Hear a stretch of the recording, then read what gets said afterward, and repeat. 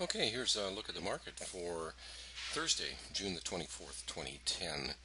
And starting off here with our market profiles, which is what we like to do to try and understand as best we can what the condition of the market is.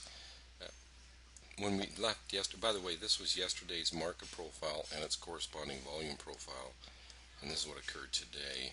The one in the middle there is what happened overnight. So we had mentioned that around from approximately 90 to 92 area is likely to be resistance. The market did get up to 91 in the overnight trade here and then continued the downward auction. So we had several trades today, and long and short, even though the intraday auction is definitely down. And we're really looking still at well, as I said yesterday, we were looking at around 70, and you can see here it did get down a little bit below that. 65, and then 48, and then 36 are the numbers we're looking on the downside, with good resistance in around 81 is what it looks like right now. Here's our market profiles just for the regular trading hours, and we always like to use them as well in our analysis. So here's our software, which drills down and identifies these auction type trades in real time. And every time a trade is identified, you will see an arrow, either an up arrow or a down arrow. So I'll just identify them here for you. There was a couple of these long ones at the end of the day and some short ones in there. So here's all of our triggers for today. Now, we're only going to take short trades when we have a red filter, and we're only going to take long trades when we have a green filter.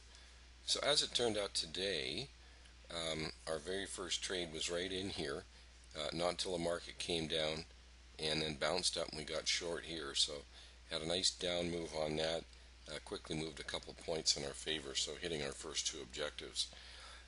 We were then able to get in on the long side, and we actually had two long trades here.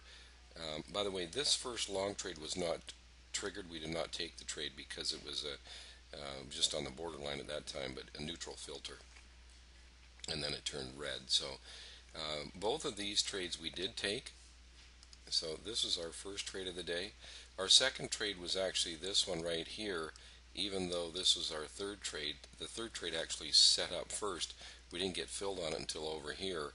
Whereas the second trade we were filled right here and able to participate in that up move. As we were in this one, we actually got filled here. It hit our second objective and backed off before it had a really nice run higher. So the third trade there also worked out well, although we didn't, even though we made money on it, we didn't participate in this up move, but still a nice trade. And then the next trade that we had a little bit later on, we were in the green filter, as you can see here. We had a long trade based on that, and that trade worked out nicely also, hitting our first two objectives. We did take this short trade here because the market had, or the filter I should say, had turned red, which is what we need for a short trade. There was actually three of them here, three red arrows. These second two were not traded because we were still in the short trade, and that turned out to be the last trade of the day. And that one also moved about 2 3/4 points in our favor.